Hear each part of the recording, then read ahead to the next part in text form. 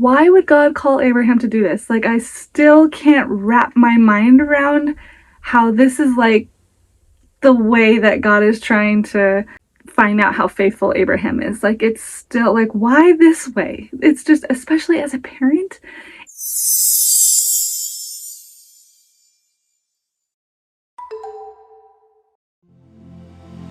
If you're a parent and you've read Genesis 22, I'm sure you're just like, I can only, like, I don't know. There's just a lot to unpack here, you guys. That's why it's taking me a minute to upload this video, because I've been sitting on this one for a bit, like just trying to understand it, because as a parent of 3, I just can't comprehend it. But I know there must be a good reason for it, right? So let's dive in. We're gonna read Genesis 22. This is the ESV version, okay? Ready? The sacrifice of Isaac. After I read it, I'll give my takeaways, okay? So, after these things, wait. If you're new, if you're new to the Bible, like me, just prepare yourself. This chapter's intense. Ready? We can do this. Okay. After these things, God tested Abraham and said to him, Abraham, and he said, Here I am. He said, Take your son, your only son Isaac, whom you love, and go to the land of Moriah and offer him there as a burnt offering on one of the mountains of which I shall tell you. So Abraham rose early in the morning, saddled his donkey, and took 2 of his young men with him and his son Isaac. And he cut the wood for the burnt offering and arose and went to the place of which God had told him. On the 3rd day, Abraham lifted up his eyes and saw the place from afar. Then Abraham said to his young men, Stay here with the donkey. I and the boy will go over there and worship and come again to you. And Abraham took the wood of the burnt offering and laid it on Isaac, his son. And he took his hand and the fire. And he took in his hand the fire and the knife. So they went both of them together, and Isaac said to his father Abraham, My father. And he said, Here I am, my son. He said, Behold the fire and the wood, but where is the lamb for a burnt offering? Abraham said, God will provide for himself the lamb for a burnt offering, my son. So they went, both of them together. When they came to the place of which God had told him, Abraham built the altar there and laid the wood in order and bound Isaac his son and laid him on the altar on top of the wood. Then Abraham reached out his hand and took the knife to slaughter his son. But the angel of the Lord called to him from heaven and said, Abraham, Abraham. And he said, Here I am. He said, Do not lay, can't read my own writing. Do not lay your hand on the boy or do anything to him, for now I know that you fear God, seeing you have not withheld your son, your only son, from me. And Abraham lifted up his eyes and looked, and behold, behind him was a ram caught in the thicket by its horns. And Abraham went and took the ram and offered it up as a burnt offering instead of his son. So Abraham called the name of that place, The Lord will provide. As it is said to this day, on the mount of the Lord it shall be provided. And the angel of the Lord called Abraham a second time from heaven and said, By myself I have sworn, declares the Lord, because you have done this and have not withheld your son, I will surely bless you, and I will surely multiply your offspring as the stars of heaven and as the sand and the seashore. As the stars of heaven and as the sand that is on the seashore. Say that 10 times fast. Okay. And your offspring shall possess the gate of his enemies, and in your offspring shall all the nations of the earth be blessed, because you have obeyed my voice. So Abraham returned to his young men, and they arose and went together to Beersheba, and Abraham lived at Beersheba.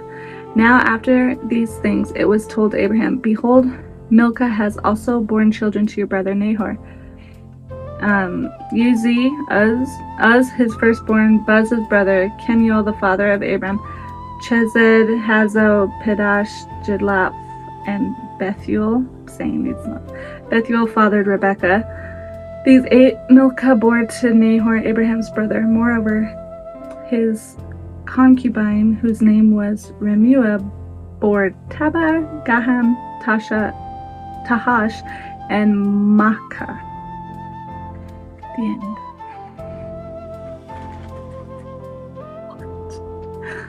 What? Why?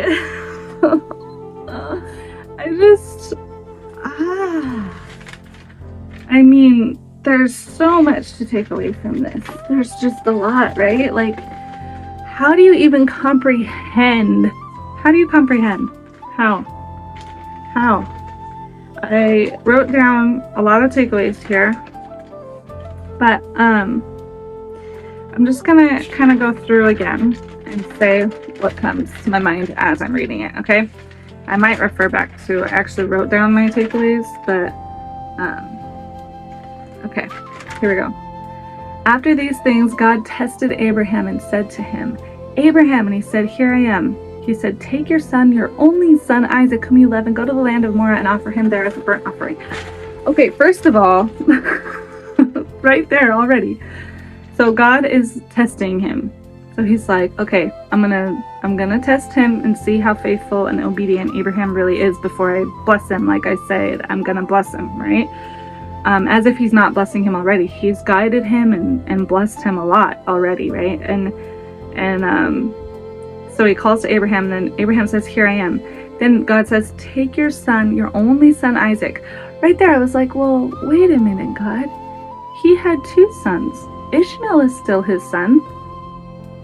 So for God to say your only son, Isaac, but then it says, comma, whom you love, comma, and go to the land of Moriah. So then I thought, okay, Isaac is the only son in which Abraham loves, that God provided Isaac to his wife and to Sarah and Abraham when Abraham was 100. This is the son that God had promised both of them from the beginning, right? But once our humanness involved Hagar, Ishmael was born. And so God took care of Ishmael, we learned this, and made him, the head of great nations and stuff. But here is clearly saying, your only son whom you love. And I thought, dang, if Ishmael read this would hurt his feelings. And then I thought, yeah, but this is the one that God promised them from the beginning, before our humanness tried to get involved, right? So I think that's why he worded it that way, so that Abraham would know which son he's talking about exactly. Okay, and go to the land of Moriah and offer him there as a burnt offering on one of the mountains of which I shall tell you. So I'll tell you where, but not yet. Right? And then it just says, so Abraham rose early in the morning. So he gets up early. Every single time God tells him to do something, he's up like the crack of dawn. Just rose up early, like he's on a mission. He's got something to do. And this mission, I can only imagine as a father, as a parent,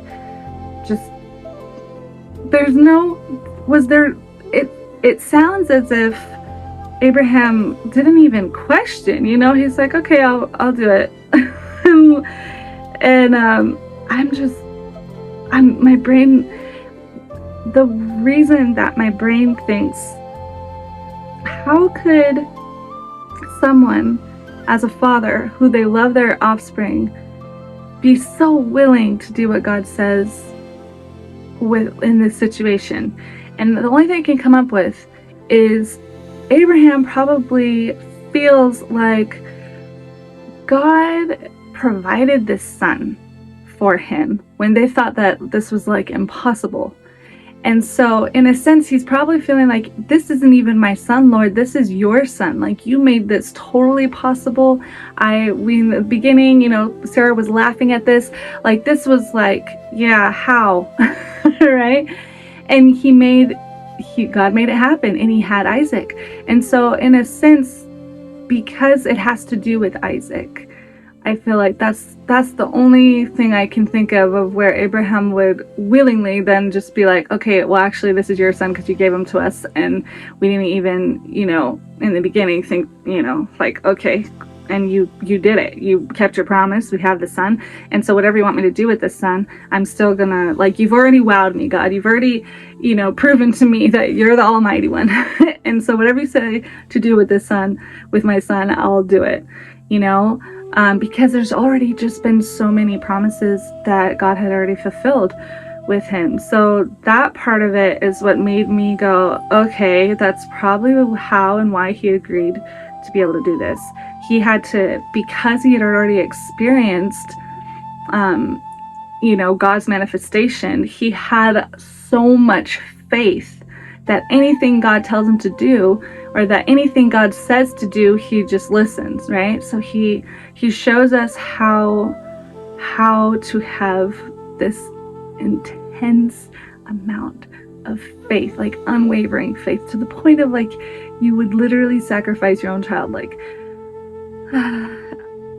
that thought is what came in my spirit when I was thinking about why or how could someone agree to do this. Because think about it, if someone agreed to do that in this day and age, or said, oh, God told me to do this, and was planning that, that's called like flat out murder. Like, you'd be locked up, you know what I mean? And so so to have this happen and have it be a good story, right? It's just mind blowing. It is. It's just mind blowing. But I thought too, what about Sarah? Like, did you run this by your wife? Like, can you imagine being a wife and you're like, where did my husband and my son go? And if he actually followed through with it and it went down the way that, God initially said, Abraham didn't know that. Well, he did say God will provide, but he didn't know how God was going to provide. It's like, we don't know the house all the time. God knows the house, but he just followed it. But imagine if he told Sarah. They left Sarah out of this, right? They left her out of how, if she knew, if she didn't know. I can only imagine as the mom of this child too, or maybe she totally supports everything that God tells Abraham to do, because she also feels the same way. Like, I became pregnant at 75, or how old was she? I think it was 75. So it's just mind blowing. Okay, and he cut the wood for the burnt offering and arose and went to the place of which God had told him. So he got up early and he went and did what God told him to do. On the third day, you guys, third day, I thought about this. I'm like, just because you have the conviction that God's calling you to do something doesn't mean that you're not human and have your own feelings about it, right? So I'm thinking, Abraham's human. He has 3 days of pondering what God is telling him to do. Can you imagine those 3 days of the inner dialogue going on in your mind of all the questions, right? Why? And how am I going to do this? How am I even going to convince the guards or the other men and let them not in on it? No, and not tell my wife, and all the feelings of like feeling like you're betraying her by not telling her, and then all the feelings of how are you even going to like explain this to your own son when he starts to figure it out. How old is his son, by the way? How old is Isaac? Does anybody know? Because it doesn't really say here, and I didn't go back and do the math on it. I'm sure there's a way to figure that out, but if you know, comment below, because he's old enough to comprehend here when he asks them the question. Okay, so let's go back here. Arose and went. On the third day, Abraham lifted up his eyes and saw the place from afar. Then Abraham said to his young men, stay here with the donkey. I and the boy will go over there and worship and come again to you. And Abraham took the wood of the burnt offering and laid it on Isaac his son. And he took in his hand the fire and the knife. So they went, both of them together. Okay, so he gives the command to tell the two guys, hey, stay here. Gonna go over here and worship. I thought using that word was also interesting.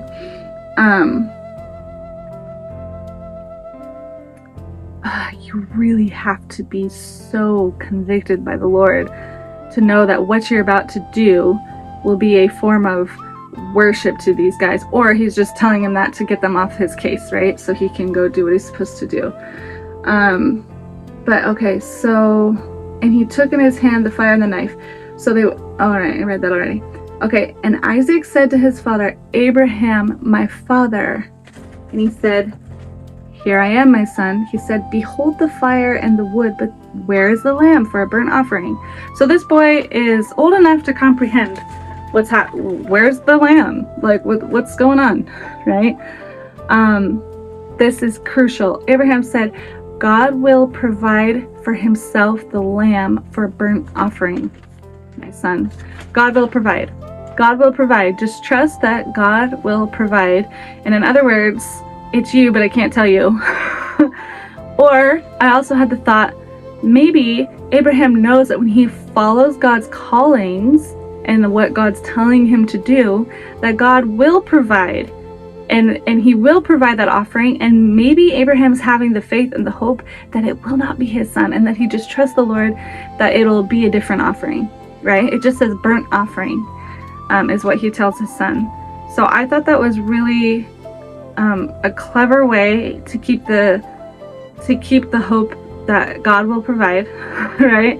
And not also tell your son, hey, it's you, when you know you have to do this thing, right? Because obviously anyone would be like, what? Right? So they went, the both of them together. When they came into the place of which God had told him, Abraham built the altar there and laid the wood in order and bound Isaac his son. Okay, so bound how? Like, this image in my mind of what he had to do, it's really, I don't like imagining that.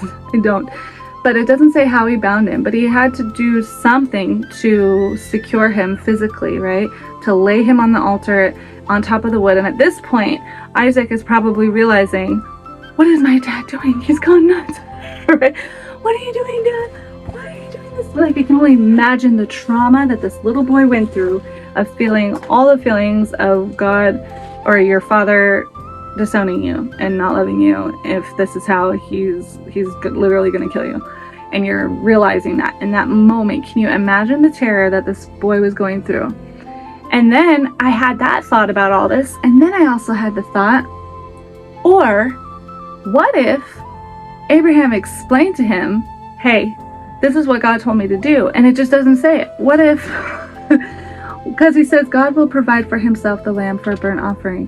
And that's very matter of fact. But what if there was more to the conversation? What if Abraham literally told his son, we're doing this for the Lord. I have to obey. We have to obey. And his son didn't view him as some murderer and was actually on board with, okay, whatever we got to do for God, you know? And we'll see how he provides. Maybe it's me, maybe it's not. Let's have some faith and hope in this process that something else comes up. But this is what God told me to do. Like, I would love to believe that it was the latter, right? Than just like this forceful thing that, and it doesn't say, it just lets your mind wander and ponder. Then Abraham reached out his hand and took the knife to slaughter his son. So he's about to do what he has to do, but the angel of the Lord called to him from heaven and said, Abraham, Abraham. So there's this huge interruption of what he was supposed to do, right? Here I am, he said, do not lay your hand on the boy or do anything to him, for now I know that you fear God. Like, oh, I can't even. The relief. Oh, when I read this, I'm like, whew. The relief that a parent would feel. I have 3 kids of my own, and I just cannot imagine, like, yeah. So the relief, thank God, right? Literally. So do not lay your hand on the boy or do anything to him, for now I know that you fear God, seeing you have not withheld your son, your only son, from me. So to say all that, in other words, I know you are willing to do whatever it takes to be obedient to God. And that, if that includes your own offspring, that includes your own, like, blood, right? Your offspring, your son, But again, in your mind, you might be thinking, this son was given to me because of the God, of the Lord, of God. So this son's really God's son. When you think of it that way, we're all children of God, right? So do not lay your hand on the boy or do anything to him, for now I know that you fear God, seeing you have not withheld your son, your only son, from me. And Abraham lifted up his eyes. There he goes with the lifting. Every time, lifted up his eyes. When God's calling him or telling him to do something or giving him a promise, he always has him lift up his eyes. Have you noticed that? Have you noticed that? Go back and watch my other videos. I point this out in every one that it says, lift up your eyes. It says that, he says this a lot. Lift up your eyes and rise up early in the morning. Like Abraham rises up in the morning. Whenever God calls him to do something, he gets up early and he lifts his head up. Look up, look ahead. Get up early. You are on a mission. Use your time wisely throughout the day. This is how I take that. So anyway, here he says it again. Abraham lifted up his eyes and looked, and behold, him was a ram. So he's giving him the offspring, or he's giving him the offering. There's a ram caught in the thicket by its horns. Like, out of nowhere, this ram just appears, right? God's like, here you go. And Abraham went and took the ram and offered it up as a burnt offering instead of his son. So Abraham called the name of that place, the Lord will provide. As it is said to this day, on the mount of the Lord, it shall be provided. In the mount of the Lord, it shall be provided. That's where that phrase came from. Because God provided, like in this scenario, I think too, God uses this example for us as humans, and to be able to read this story, right? Read the Bible and read his word and know that in such a turmoil, the words are not coming, but in such a situation that all of us as humans that have kids would know, even if you don't have kids, you can comprehend just how intense this would be, right? And how you have to have such strong faith in the Lord to follow through with something like this, and to show that when we do follow through with what God tells us to do, even if it's difficult, even if it's hard, he will always show up for us. He will always provide. He will always interfere, right? He'll interrupt and surprise you with a miracle of something you didn't expect or know was going to happen, right? You just took it step by step. And God said, I'll tell you the place when you get there. He didn't give him all the info right up front. He had to see that Abraham was going to take the next steps, and follow the first steps, right? It's like we always try to jump to the end step rather than like be present in the step that we're in, and just trust that God is going to unfold the next step for us. And so this story just, wow. Okay. And the angel of the Lord called to Abraham a second time from heaven and said, okay, so this angel comes down twice. By myself I have sworn, declares the Lord, because you have done this and have not withheld your son, I will surely bless you, and I will surely multiply your offspring as the stars of heaven and as the sand that is on the seashore. I feel like he uses this analogy of the stars and the sand because we know that we can't count those. There's just so many grains of sand and so many stars in the universe that, using that lets us grasp just how much he's going to multiply his offspring, right? And your offspring shall possess the gate of his enemies, and in your offspring shall all the nations of the earth be blessed. Woo! Hallelujah! Because you have obeyed my voice. Why? Because, right? This is going to happen because you did XYZ, because you have obeyed my voice. You listened to what I said to do, and you were going to do it. So Abraham returned to his young men, and they arose and went together to Beersheba, and Abraham lived at Beersheba. Okay, so that last part. So I've wondered too, how did the boy react to all this? Like, he's probably feeling so much relief when he sees the ram, and then he's also feeling like, Dad, how could you do this? And then he's like, we got to go back to the boys and like the men and just pretend like none of this happened. Or, tell everyone what happened and just be so, sorry, my Alexa's going on. Who knows how the interaction with the boy went after the fact. It doesn't say. Now after these things, it was told to Abraham, behold, Milcah has borne. Okay, and then like while you were gone, this is what happened, right? The children, who is it? Behold, Milcah has also borne to your brother. So his brother had a son, or to your brother, yeah, Milcah. Is Milcah a boy or a girl? I don't know. Use his firstborn Buz, his brother Kemuel, the father of Abraham. So it goes through and lists out more genealogy and people having babies and stuff. And then it said here, the father Hazo, Pirash, Jidlaph, and Bethuel. Bethuel fathered Rebecca. That was in quotes. And I thought, that's, you know, throughout reading so far, it's very, I feel like it's kind of rare that you hear that the girls are being born. They talk a lot about which men are being born. But in here, it made it a point to say fathered Rebecca. And then I saw the spelling and I was like, oh, my heart, that's my sister's name. And she passed away, but the spelling is pretty unique, the Rebekah. So, that's not, she used the other spelling legally, but she liked spelling it like this.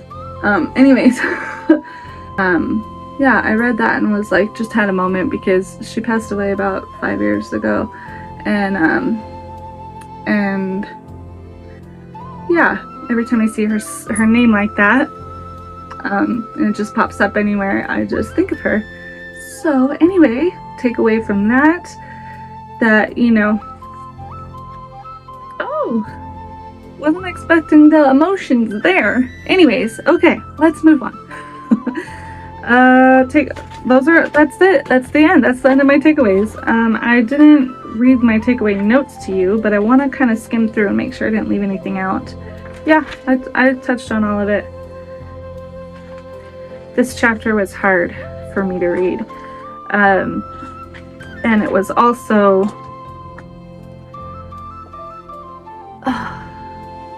it also just shows how when things are hard,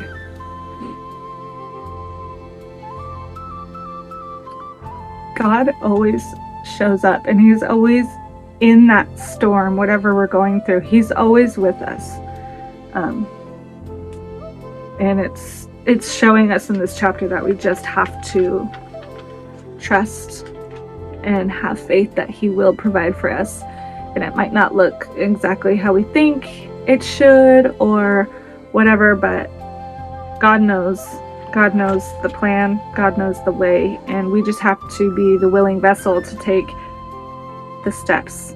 Whatever he is calling you to do, just take that first step and trust that he'll unfold the next step and the next step and the next step, even in the hardest and hardest of times.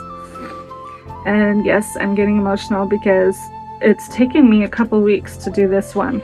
To read it, I've read it a few times, to ponder on it, and then to just like sit down and film this video because it's such I don't know, this one just hit me really hard.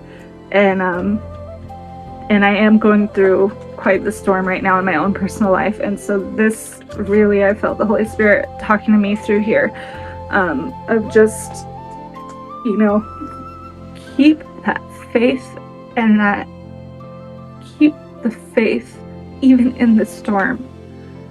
If Abraham can do it, so can we. And that's why God showed, or is using Abraham and telling him he's going to bless all his nations and multiply his offspring and get this message to the people by, you know, putting it in the Bible. So anyway, that was deep. Thanks for hanging in there. Make sure you subscribe if you haven't already. I also choreograph and to scripture. It's how I'm learning how to memorize scripture, and I've been doing a lot of shorts lately in these last couple weeks as well, so go check those out. I've just been moving to some of my favorite worship songs. Put a song in the comments below and let me know if there's one you want me to do. But yeah, just glad you're here. If you're new, click subscribe, and if you're not, well, I'm glad. I hope you enjoyed it, and share this with a friend or family member or anyone that you know could benefit from it. And I hope you have a blessed and amazing day. Thanks for watching. Bye.